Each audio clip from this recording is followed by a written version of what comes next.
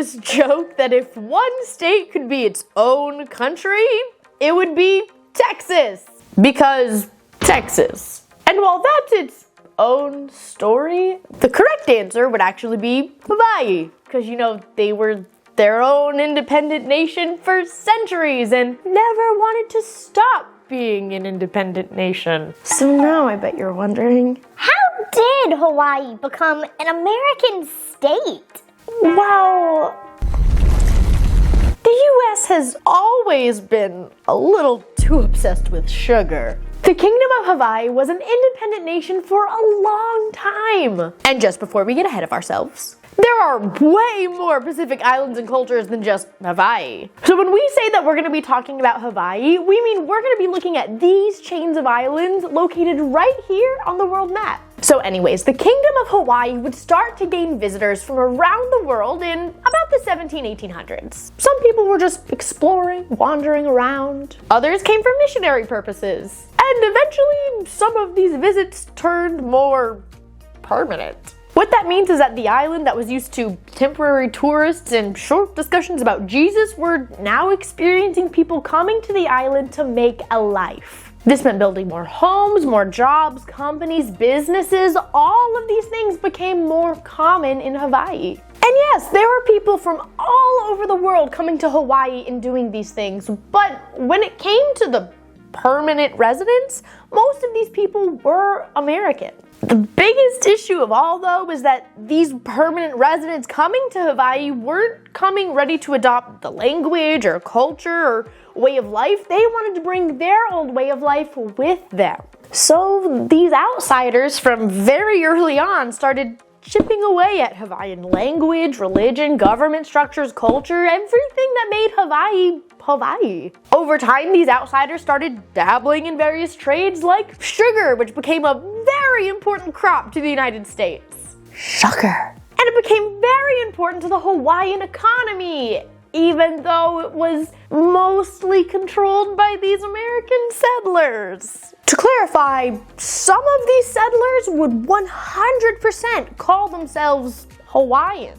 Some of them were born in Hawaii, some of their parents and grandparents were born in Hawaii. It's the generations of those permanent residents. But their loyalty would be more towards American interests. They were American settlers. And they would end up claiming about 4 times as much land as actual native Hawaiian people. But because sugar was such an important crop to the Americans, and America and Hawaii were still at this time 2 separate nations, the Hawaiian king Kalakaua tried to negotiate a reciprocity treaty with the United States president to kind of end a tariff on sugar. He thought it would give his people more of a fighting chance to compete with the American plantations on his island. But it really only encouraged more Americans to come to Hawaii and reap the benefits of no tariffs on sugar. Whoops.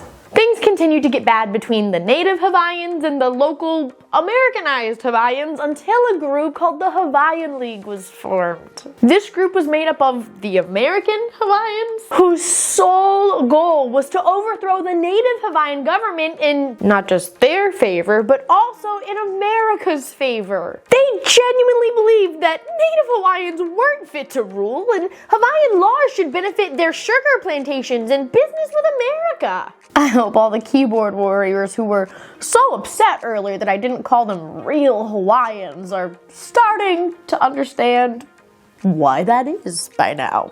In the late 1880s, the Hawaiian League threatened King Kalakaua and forced him into signing the Bayonet Constitution. This constitution replaced all of the king's cabinet members with people a part of the Hawaiian League. It also gave these sugar plantation owners much more power over the country than the king himself or any native Hawaiian for that matter. King Kalakaua was never the same after the coup. And when the time came, his sister, Queen Liliuokalani, would take the throne ready for a fight. By this time, about 2/3 of the native Hawaiian population completely lost their right to even be able to vote. And all this new queen wanted to do truly was bring the power of the nation back to her native people. Her first target was going to be that Bayonet Constitution. Yeah, no, she needed that to go. But Would these plantation owners give up the power they gained over a whole nation so easily? Absolutely not. The Hawaiian League decided they could not let this queen stay in power. So they formed a new group called the Committee of Safety. The Committee of Safety worked with the American ambassador to Hawaii, John L. Stevens, and they formed a plan to overthrow Queen Liliuokalani. They took the new constitution that the queen was working on to replace the Bayonet Constitution, and they kind of twisted its words. They relayed back to the American government that this new constitution would not only endanger American property in Hawaii, but would also endanger American lives in Hawaii. And that's really all the US needed to be on board, back the coup, and send in their own military. And it worked. The queen was captured, dethroned, and replaced with this man, Sanford B. Dole. Yes, I'm gonna answer your question before it even leaves your mouth. Yes, it is the same company. The same one that still has a fruit plantation there to this day. Sanford Dole was appointed the leader of this new Republic of Hawaii, and he petitioned the United States to annex Hawaii into the Union.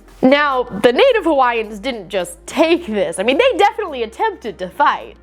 They started a whole counter-revolution, but it was met with brutal force, okay? Some people died, hundreds of people were imprisoned, and the new Republic of Hawaii used this against the queen. Queen Liliuokalani was presented with a deal, saying that if she publicly relinquished her throne, the hundreds of native Hawaiians sitting in prisons would all be released.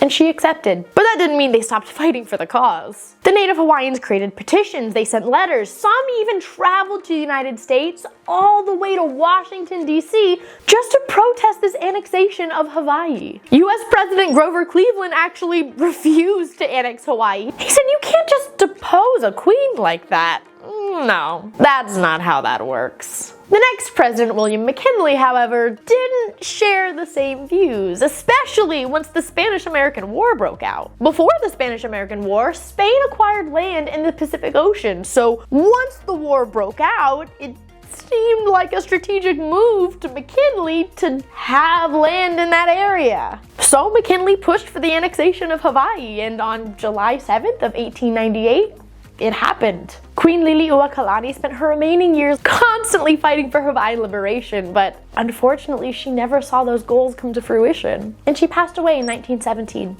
Now, Hawaii wouldn't become a US state until 1959, but at this time it was definitely a US territory. And in trying to assimilate Hawaiian people to the American way of life, the US banned the Hawaiian language, burned all their temples, heavily censored the story about how Hawaii became a US territory in the first place. Oh yes, Hawaiians welcomed us with open arms and begged to be a part of our great nation. But now you know the truth, and that matters. Knowledge is power. Thanks for joining me for 5 Minutes of History, and hopefully you're 5 minutes smarter.